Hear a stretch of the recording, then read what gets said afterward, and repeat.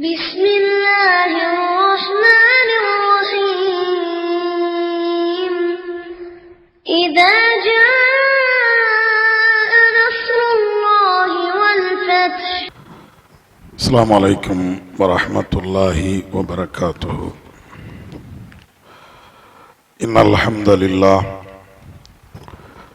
نحمده ونستعينه من يهده الله فلا مضل له ومن يضلله فلا هادي له.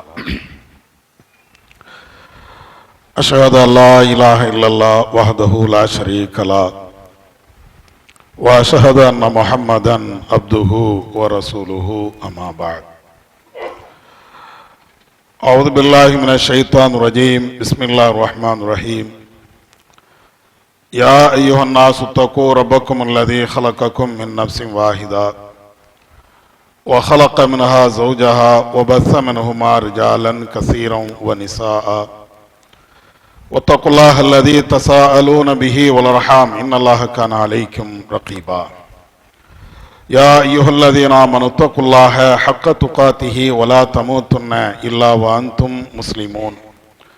يا أيها الذين آمنوا اتقوا الله وقولوا قولا سديدا يصلح لكم أعمالكم ويغفر لكم ذنوبكم ومن يطع الله ورسوله فقد فاز فوزا عظيما. اللهم صل على محمد وعلى آل محمد كما صليت على إبراهيم وعلى آل إبراهيم إنك حميد مجيد. اللهم بارك على محمد وعلى آل محمد كما باركت على إبراهيم وعلى آل إبراهيم إنك حميد مجيد. கண்ணியம் நிறைந்த எல்லாம் வல்ல ஏக இறைவனின் நல்லடியார்களே, வல்ல அல்லாஹ்வின் மாபெரும் கிருபையினால் அவன் காட்டிய வழியின் பிரகாரம் அவனை வணங்க வேண்டும் என்ற உயரிய நோக்கிலே இங்கே ஒன்று சேர்ந்திருக்கிறோம். எல்லாம் வல்ல ஏக இறைவன் எனக்கும் உங்களுக்கும் நேரான வழியையும் அருளையும் தந்தல்வானாக என்ற பிரார்த்தனையோடு என்னுடைய இந்த உரையை நான் ஆரம்பம் செய்கிறேன். அன்பு மிகுந்த சகோதரர்களே, வல்ல அல்லாஹ் தன்னுடைய திருமறை குர்ஆனிலே மூமின்கள் வெற்றி பெற வேண்டும் என்பதற்காக பல்வேறு விதமான உபதேசங்களையும் அறிவுரைகளையும் நமக்கு வழங்கியிருக்கிறார். பல்வேறு நன்மைகளை புரியக்கூடிய விதமாக பல்வேறு செய்திகளையும் நமக்கு சொல்லியிருக்கிறார். அந்த வரிசையிலே இறைவன் சொல்கிறான், இன்னல்லாஹ வ மலாயிகத்தஹு யுஸல்லூன அலன் நபி. அல்லாஹ்வும் அவனுடைய வானவர்களும் இந்த இறை தூதர் மீது ஸலவாத்தை குறிப்பிடுகிறார்கள், சொல்கிறார்கள். யா அய்யுஹல்லதீன ஆமனூ ஸல்லூ அலைஹி வஸல்லிமூ தஸ்லீமா.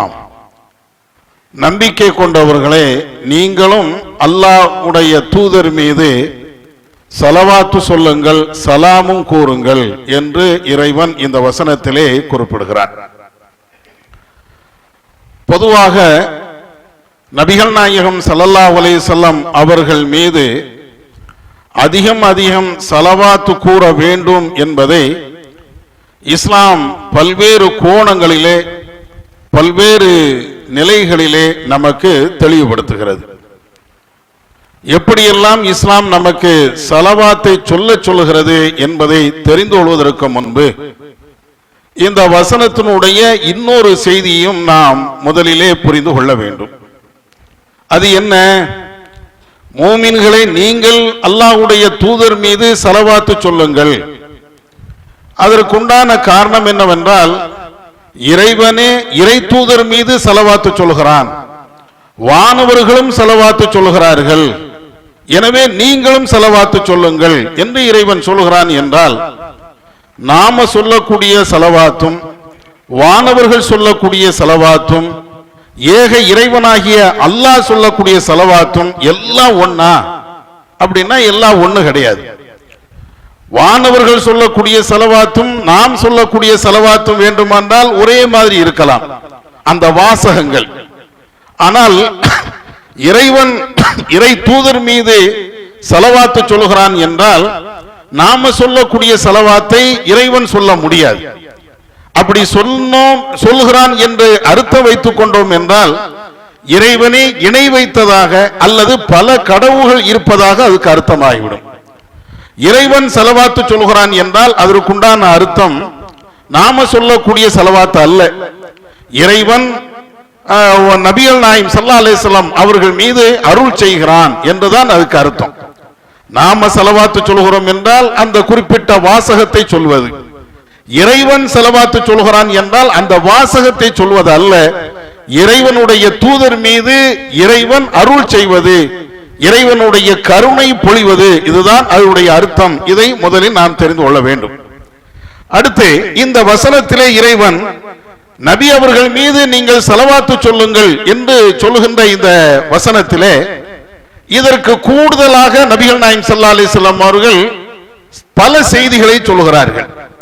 மன் ஸல்லா அலைய ஸலாத்தன் வாஹிதத்தன் ஸல்லல்லாஹு அலைஹி அஷர மர்ரா, என் மீது உங்களிலே ஒருவர் ஸலவாத்து சொல்கிறார் என்றால் அல்லாஹ் அவர் மீது 10 தடவை அருள் செய்கிறான் என்று நபி அவர்கள் சொல்கிறார்கள். ஒரே ஒரு ஸலவாத்து சொன்னா ரசூலுல்லாஹ் மேல நாம இந்த சலாமோ ஸலவாத்தோ சொல்லுகிறோம் என்றால் 10 முறை இறைவனுடைய அருள் கிடைக்கிறது. இன்னொரு ஹதீஸ்ல நபி அவர்கள் சொல்கிறார்கள், யார் என் மீது ஒரே ஒரு முறை ஸலவாத்து சொல்கிறாரோ அவருக்கு 10 முறை நான் அருள் செய்கிறேன், அவருடைய 10 தவறுகளை நான் மன்னிக்கிறேன், அழித்து விடுகிறேன். பாவங்களும் அழிக்கப்படுகிறது, நம்முடைய செயல்பாடுகள்ல நன்மையும் பதிவு செய்யப்படுகிறது. 10 நன்மை கூடுதலாக இறைவன் எழுதுகிறான், அதே போன்று நம்முடைய 10 தீமைகளையும் அழிக்கிறான் என்றெல்லாம் ஹதீசுகள் வருகிறது. இதை மாதிரி நபி அவர்கள் மீது ஏராளமான ஸலவாத்து சொல்கின்ற பொழுது ஏராளமான நன்மைகள் கிடைக்கிறது என்பதற்கு நிறைய ஆதாரங்கள் ஹதீசுகள்ல நீங்கள் பார்க்கலாம். ஆனால் ஒரு விஷயத்தை நாம் தெரிந்து கொள்ள வேண்டும். என்ன விஷயம்?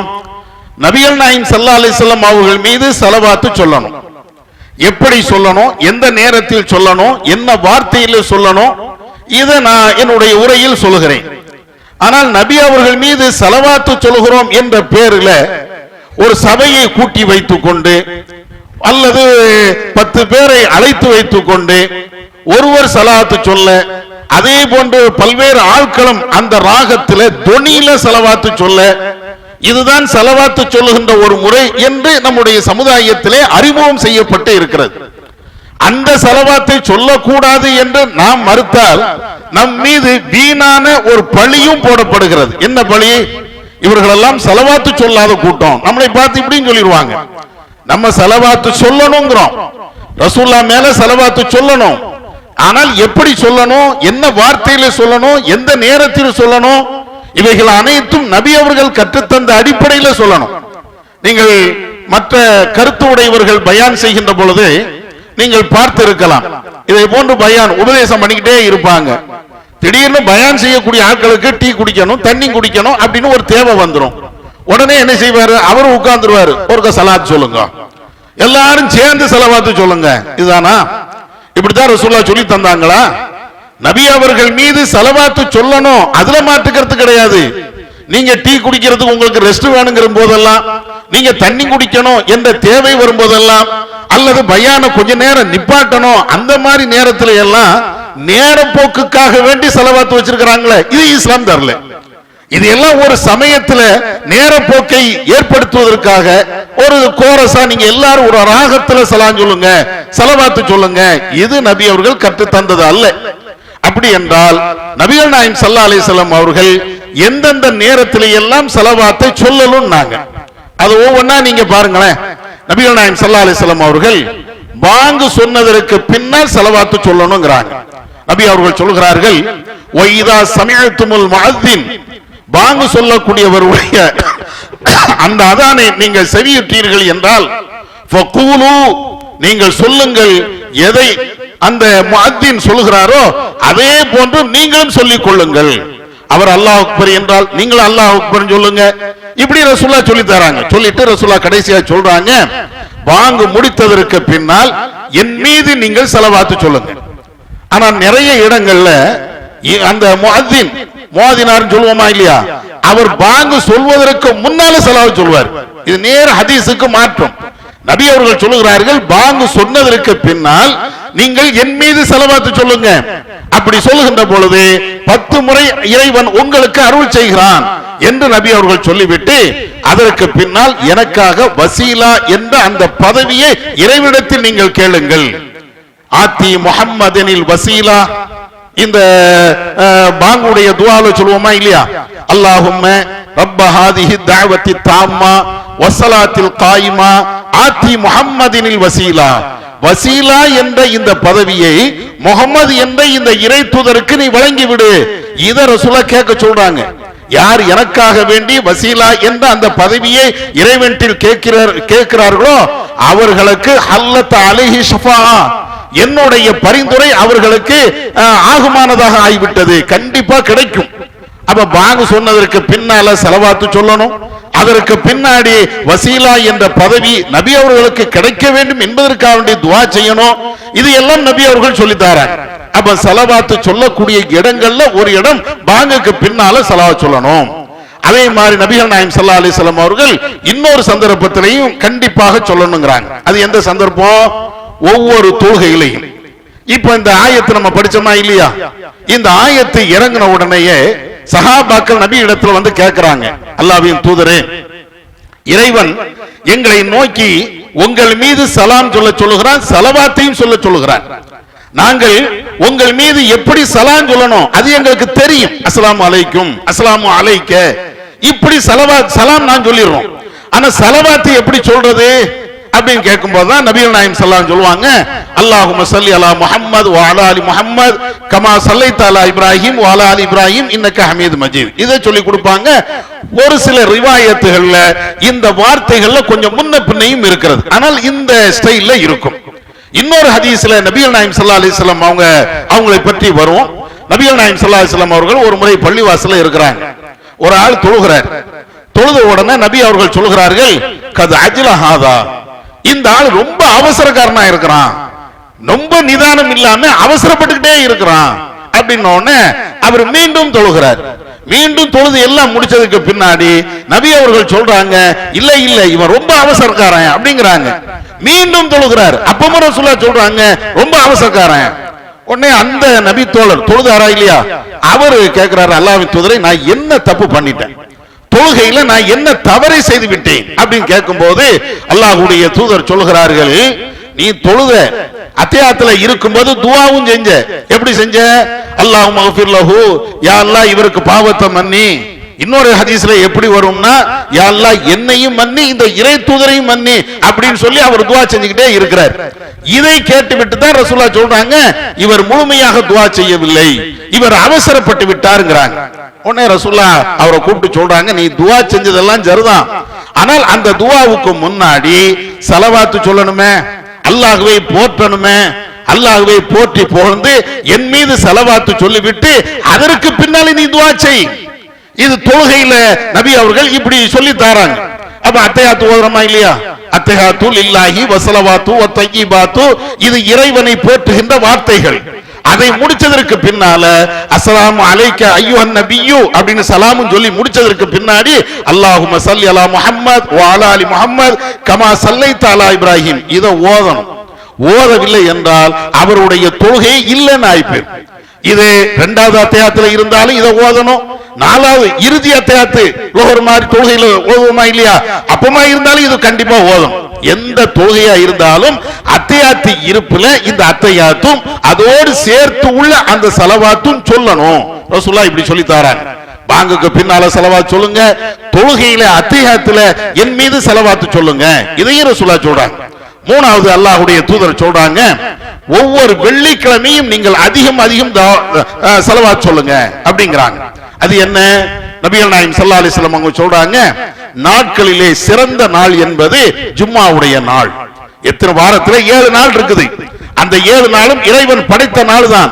அந்த 7 நாட்கள்ல சிறப்புக்குரிய ஒரு நாள் எது என்றால் அது வெள்ளிக்கிழமை. சல்லு அலைய, அந்த வெள்ளிக்கிழமையில என் மீது நீங்கள் அதிகமாக ஸலவாத்து சொல்லுங்க என்று நபிகள் நாயகம் ஸல்லல்லாஹு அலைஹி வஸல்லம் சொல்றாங்க. வெள்ளிக்கிழமை அன்னைக்கு இன்னைக்கு வெள்ளிக்கிழமை என்றால் நேத்து மகரிபில இருந்து இன்னைக்கு மகரிபு வரையிலையும் வெள்ளிக்கிழமை தான். இந்த வெள்ளிக்கிழமை எல்லா நேரத்திலையும் நம்மால் முடிஞ்ச அளவிற்கு நபிகள் நாயகம் ஸல்லல்லாஹு அலைஹி வஸல்லம் அவர்கள் மேல ஸலவாத்து சொல்லணும். இந்த ஹதீஸும் நிறைய நூல்கள்ல பதிவு செய்யப்பட்டிருக்கிறது. அதே மாதிரி நபிகள் நாயகம் ஸல்லல்லாஹு அலைஹி வஸல்லம் அவர்கள் இன்னொரு சந்தர்ப்பத்தையும் சொல்றாங்க, ஸலவாத்து சொல்லக்கூடிய இன்னொரு இடமும் சொல்றாங்க. அது என்ன இடம்? நபிகள் நாயகம் ஸல்லல்லாஹு அலைஹி வஸல்லம் அவருடைய பேரை கேட்கும் போதெல்லாம் ரசூலுல்லாஹ் மேல ஸலவாத்து சொல்லணும். பாங்குக்கு பின்னால சொல்லணும், தொழுகையில சொல்லணும், வெள்ளிக்கிழமை அன்னைக்கு ஸலவாத் சொல்லணும். அதே போன்று நபி அவர்கள் இன்னொரு இடம் சொல்றாங்க, என் பேரை யாரெல்லாம் கேட்கிறீங்களோ, முகமது என்றோ ரசூல் என்றோ, அந்த பேரை கேட்கும் போதெல்லாம் ஸலவாத் சொல்லணும். இப்படி ஹதீஸ்கள் நிறைய இருக்கிறது. இதுலதான் நிறைய சர்ச்சைகளும் நிறைய தவறான புரிதல்களும் இருக்கிறது.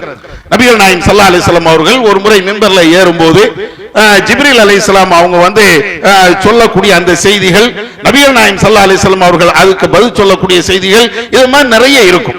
அதுல ஒரு செய்தியில அல்லாஹ்வுடைய தூதர் சொல்லுவாங்க, ரஹிமான் ஃபுன், ஒருத்தனுடைய மூக்கு மண்ணை கவட்டுமாக.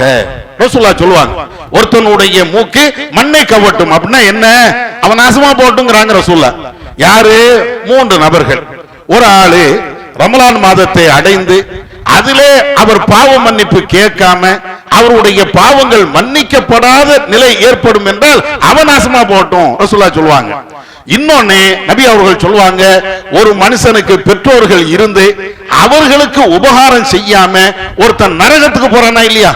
பெற்றோர்களுக்கு உபகாரம் செஞ்சு சொர்க்கம் போகணும். ஆனா பெற்றோர்கள் இருந்து அவங்களுக்கு உபகாரம் செய்யாம இவன் நரகத்துக்கு போறானே, இவனும் நாசமா போட்டும்பாங்க. 3வது ரசூலுல்லாஹ் சொல்லுவாங்க, ஒரு மனுஷன் இடத்துல என்னுடைய பெயர் சொல்லப்பட்டு என் மேல ஸலவாத்து சொல்லவில்லை என்றால் அவரும் நாசமா போகட்டும் அப்படிம்பாங்க. இப்ப இந்த ஹதீஸ்ல நீங்க பார்த்தீர்கள் என்றால் நபி அவருடைய பெயரை கேட்டால் கண்டிப்பாக ஸலவாத் சொல்லணும் அப்படின்னு இருக்குது. இன்னொரு ஹதீஸ்ல எப்படி இருக்கிறது? நபிகள் நாயகம் ஸல்லல்லாஹு அலைஹி வஸல்லம் அவங்க சொல்லி காட்டுவாங்க, ஒருவனிடத்தில் என்னுடைய பேர் சொல்லப்பட்டு என் மீது ஸலவாத்து சொல்லவில்லை என்றால் அவன்தான் மகா கஞ்சன். காசு பணத்தை செலவு பண்ணாம இருக்கிறான், அவன் மட்டும் கஞ்சம் கிடையாது. என் பேரை சொல்லி அதற்கு ஸலவாத்து சொல்லாம இருந்தால் அவன் தான் மகா கஞ்சன் என்று நபிகள் நாயகம் ஸல்லல்லாஹு அலைஹி வஸல்லம் சொல்றாங்க. அப்ப இந்த ஹதீஸ்கள் எல்லாம் சொல்லக்கூடிய அடிப்படையான விஷயம், ரசூலுல்லாஹ்வுடைய பேரை கேட்டால் ஒருவர் சொல்றாங்க முகமது நபி என்றோ ரசூலுல்லாஹ் என்றோ அஹ்மது நபி என்றோ சொல்கிறார் என்றால் நம்ம ஸலவாத்து சொல்லணும். அப்படின்னா ஸலவாத்து எப்படி சொல்றது?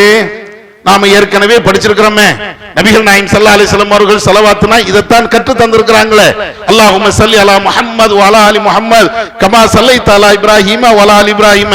இதையா சொல்ல முடியும்? இதை சொல்லக்கூடிய அளவிற்கு நேரம் இருக்குமா?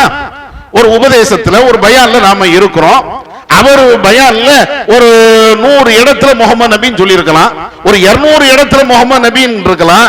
அப்ப இது எல்லாம் நம்ம கேட்டுக்கிட்டே தான் இருக்கிறோம். கேட்கக்கூடிய ஒவ்வொரு சந்தர்ப்பத்திலையும் அல்லாஹும்ம ஸல்லி அலா முஹம்மது வ அலா ஆலி முஹம்மது அந்த ஸலவாத்தை சொல்லி முடிக்கிறதுக்குள்ளால 3 தடவை முகமது. அப்ப எப்படி சொல்றது? அல்லாஹ்வுடைய தூதருடைய பேரை கேட்கும் போது ஸலவாத்து சொல்லணும். ஸலவாத்து சொல்லவில்லை என்றால் கஞ்சன். ரசூலுல்லாஹ் கடுமையாக எச்சரிக்கை செய்றாங்க. அப்படி என்றால் ஒரு உபதேசத்துல அல்லது வேற வேற சந்தர்ப்பங்கள்ல மீண்டும் மீண்டும் அந்த பெயர்கள் சொல்லப்படுகின்ற பொழுது என்ன ஸலவாத்தை சொல்வது? அது ஹதீஸ்ல 2 வகையில வருகிறது. இந்த அல்லாஹும்ம ஸல்லி அலா முஹம்மது இதைத்தான் சொல்லணும்னு இல்லை, ரொம்ப சுருக்கமாக சின்ன சின்ன வாசகத்துல நபி அவருடைய பெயரை கேட்கும் போது அப்படி சொல்லலாம். மஹ்சூம் என்கக்கூடிய ஒரு கோத்திரத்தை சார்ந்த ஒரு ஆளு நபி இடத்திலே வருகிறார். வந்து அவர் கேட்கிறாரு, யா ரசூலல்லாஹ் ஸல்லல்லாஹு அலைஹி. அவர் வந்த உடனே ரசூலுல்லாஹ் கூப்பிட்டு, அல்லாஹ்வின் தூதரே உங்கள் மீது அல்லாஹ்வுடைய அருள் பொழியட்டும் அப்படிங்கிறார். ஸல்லல்லாஹு அலைஹி ரசூலுல்லாஹ்னு பேரை சொல்லிட்டு ரசூலுல்லாஹ்வுடைய முன்னிலையிலேயே அவர் எப்படி ஸலவாத்து சொல்றாருன்னா அல்லாஹும்ம ஸல்லி அலா முஹம்மது அதை சொல்லல, அந்த ஸலவாத்து சொல்லல, யா ரசூலல்லாஹ் ஸல்லல்லாஹு அலைஹி வஸல்லம் அப்படிங்கிறார். அல்லாஹ் உங்கள் மீது சாந்தியும் சமாதானத்தையும் தரட்டும் அப்படிங்கிற கூடிய கருத்துல இந்த வார்த்தையை சொல்றார். அப்ப ரசூலுல்லாஹ்வுடைய பேரை கேட்கும் போது இந்த சுருக்கமான இந்த ஸலவாத்தை சொல்லலாம். எந்த ஸலவாத்து? ஸல்லல்லாஹு அலைஹி. ஒரு ஹதீஸ்ல அப்படி வருது, ஸல்லல்லாஹு அலைஹி வஸல்லம்.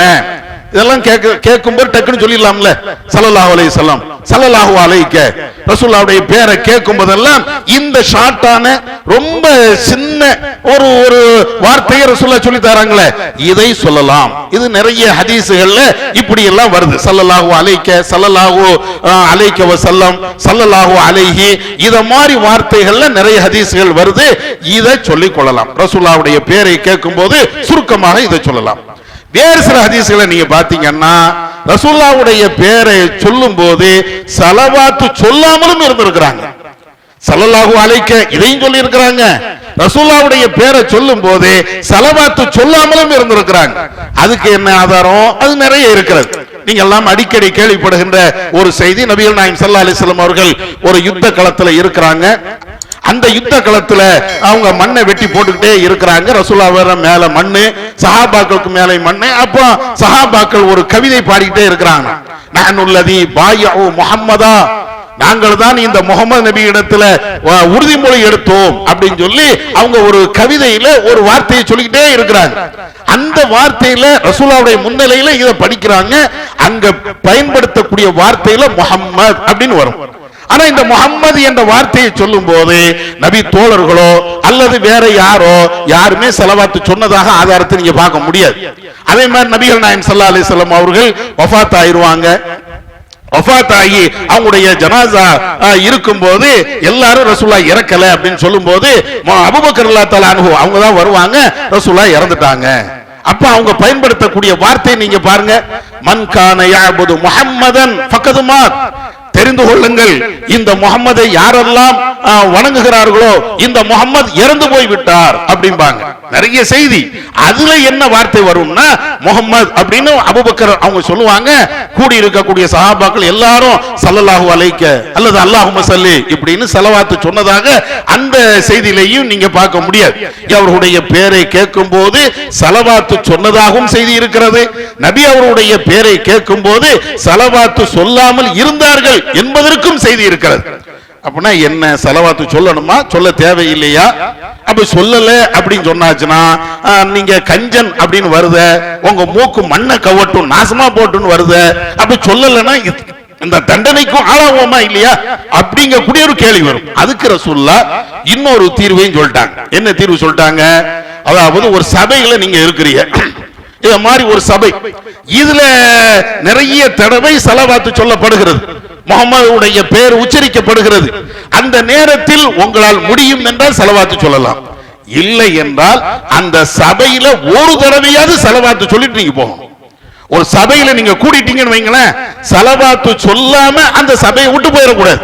ஆரம்பத்திலேயோ இடையிலேயோ கடைசியிலேயோ ஏதாவது ஒரு சந்தர்ப்பத்தில், அதுக்காண்டி கூட்டா சொல்லணும்னு இல்ல, அவங்க தனிப்பட்ட முறையில நபிகள் நாயகம் ஸல்லல்லாஹு அலைஹி வஸல்லம் அவங்க சொல்லி காட்டுதாங்க. ஒரு சபை மக்கள் எல்லாம் ஒரு சபையில ஒன்று கூடி ஏக இறைவனை போற்றாமல் என் மீது ஸலவாத்து சொல்லாமல் அவர்கள் கலைந்து செல்வார்கள் என்றால் கானலஹு திரத்தன், நாளை மறுமையில அவனுக்கு மிகப்பெரிய நஷ்டமாக அது அமைந்து விடும் அப்படிங்கிறாங்க ரசூலுல்லாஹ்.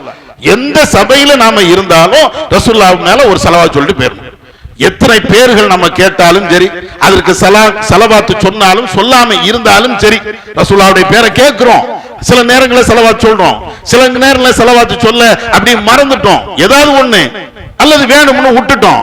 இதுக்கு எல்லாம் பரிகாரம் என்னன்னா அந்த சபையை விட்டு கலையறதுக்கு முன்னாடியே ரசூலுல்லாஹ் மேல நீ ஸலவாத்து சொல்லிரு, இல்லை என்றால் மறுமையில உனக்கு நஷ்டம். ஏன்னா ரசூலுல்லாஹ் சொன்னாங்களா இல்லையா, என் பேரை கேட்டு ஒருத்தன் ஸலவாத் சொல்லணும்னா அவன் தான் கஞ்சான்னாங்க, என் பேரை கேட்டு ஸலவாத்து சொல்லவில்லை என்றால் அவன் தான் நஷ்டவாளி அப்படின்ட்டாங்க.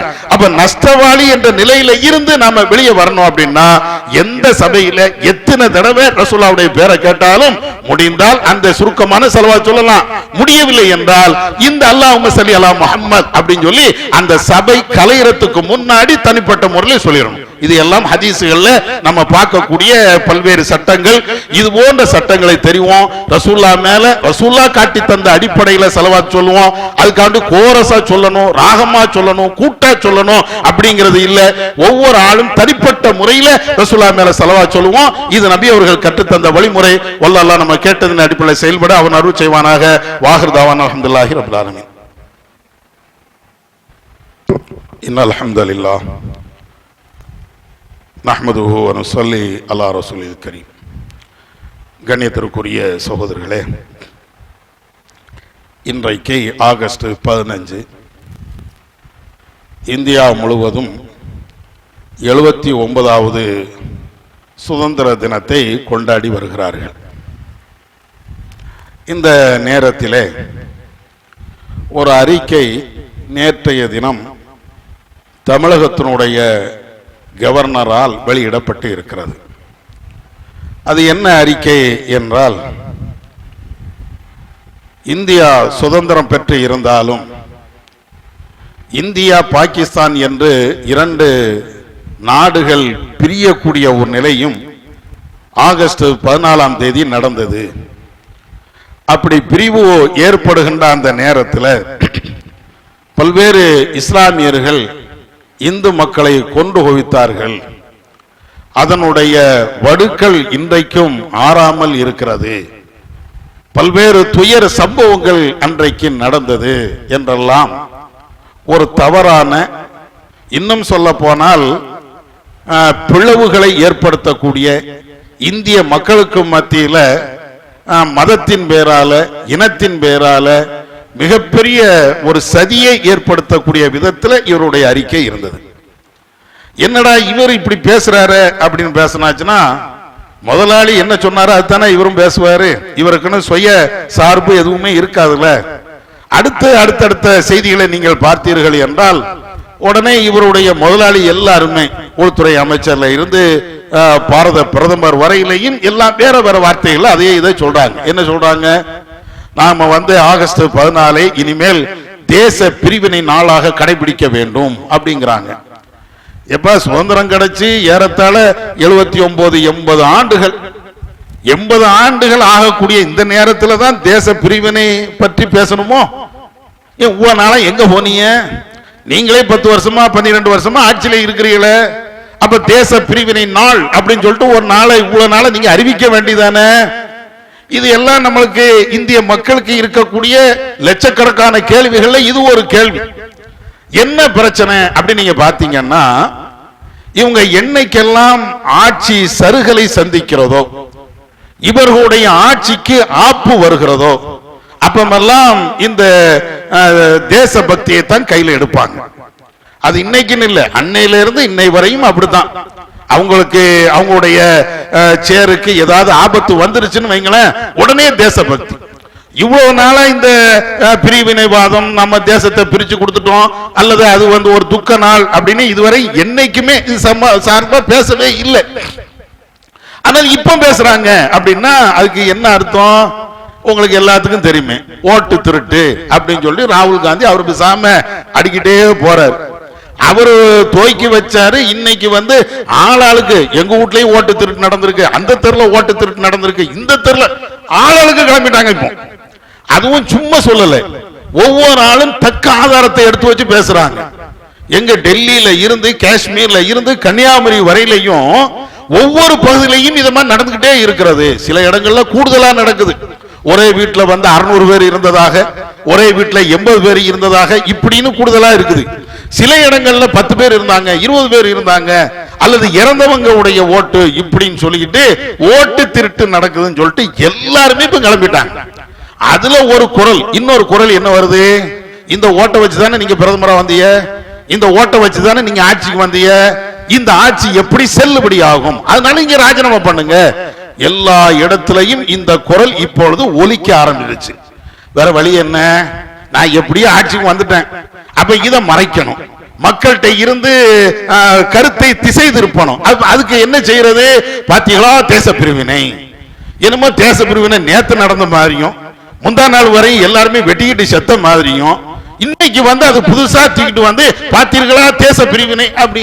என்னப்பா தேச, சரி ரைட்டு, தேச பிரிஞ்சிடுச்சு, ஒண்ணு செய்வோமா?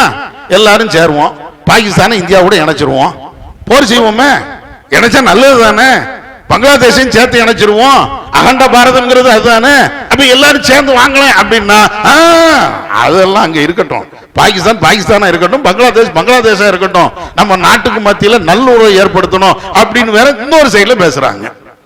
அப்ப பாகிஸ்தான் நம்ம நாட்டோடு சேரணும் அப்படின்னா அதுக்குண்டான முயற்சி தானே எடுக்கணும்.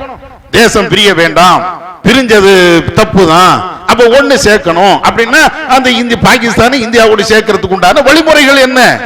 சும்மா ஒரு நாளை கடைபிடிச்சா மட்டும் போதுமா? தேச பிரிவினை நாள் அப்படின்னு கொண்டாடினா அல்லது துக்கம் அனுசரிச்சா எல்லாமே தீர்வாயிருமா? தீர்வை நோக்கி போ. உனக்கு தேசம் பிரிந்தது கஷ்டம் என்றால் கண்டிப்பாக பாகிஸ்தானை இந்தியாவோடு சேர்க்கணும். அதுக்குண்டான அறிவுபூர்வமான திட்டங்கள் என்ன, செயல்படுத்துவதற்கு உண்டான வழிமுறைகள் என்ன, அதையெல்லாம் யோசிக்கணும். அப்ப அதனால என்னன்னா இவங்களுடைய ஆட்சி கட்டலுக்கு அவ்வப்போது ஆப்பு வரும்போதெல்லாம் தேச பக்தியை அப்படியே வெளியில காட்டுவாங்க, தேச பிரிவினையை வெளியில காட்டுவாங்க. அதுதான் யதார்த்தமாக நடந்து கொண்டு இருக்கிறது அப்படிங்கிறதையும் நீங்க நம்ம புரிந்து கொள்ளணும். அதே நேரத்தில் நாம அடிக்கடி இன்னொரு செய்தியும் சொல்றோம், இந்த தேச பக்தியின் மூலமாக எல்லாரையும் முட்டாளாக்குறாங்களா இல்லையா, இதையும் வெகுஜன மக்கள்கிட்ட நாம கொண்டு போகணும். இது எவ்வளவு முட்டாள்தனமான ஒரு செய்தி. யாருக்கு தேச பக்தி இல்லை? என்னமா நம்மளாம் தேசபக்திக்கு அப்பாற்பட்டவர்களும் இவங்க மட்டும்தான் தேசத்தை அப்படியே கட்டி காக்குற மாதிரி, நம்மளும் எல்லாரும் சேர்ந்துதானே சுதந்திரத்துக்காண்டி பாடுபட்டோம். எந்த முஸ்லீம் பாடுபடல? எல்லா முஸ்லிம்களும் எல்லா மக்களும் எல்லாரும் சேர்ந்துதான் பாடுபட்டாங்க.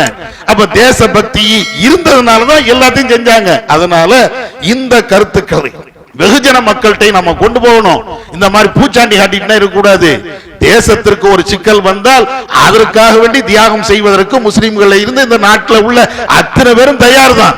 ஆனால் அதை ஏல விட மாட்டோம். என்கிட்ட தேசபக்தி இருக்கு, என்கிட்ட தேசபக்தி இருக்கு, பாத்துக்க, எதுக்கு ஏலம் விடணும்னு? தேசபக்தி என்ன அவ்வளவு இழிவான ஒண்ணா?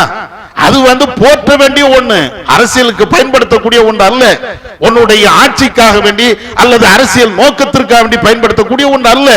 தேச நலனுக்காக வேண்டி எல்லாரும் போராடுவோம், எல்லாரும் வளர்ச்சிக்காண்டி பாடுபடுவோம். இன்னைக்கும் பாருங்க, தேசம் நாங்க இப்படி வளர்த்திருக்கிறோம், தேசத்துக்காண்டி இவ்வளவு பாடுபட்டிருக்கிறோம் அப்படின்னு சொல்லதை விட்டு போட்டு அது அப்படி ஆகி போச்சு. இவங்க ரெண்டு பேரும் சண்டை போட்டாங்க, இன்னும் சண்டை போடுங்க, இன்னும் இந்து முஸ்லீம் வெட்டிட்டு சாவுங்க என்ற ரீதியில பேசுகிறார்கள் என்றால் இது தேச நலனுக்கு எதிரான ஒன்று என்பதை புரிந்து கொண்டு இது எல்லா மக்கள்கிட்டையும் இந்த கருத்துக்களை கொண்டு சேர்க்கணும். வல்லல்லாஹ் நம்ம கேட்டதின் அடிப்படையில் செயல்படவன் அருள் செய்வானாக. வாஹிர் தவானா அல்ஹம்துலில்லாஹி ரப்பில் ஆலமீன்.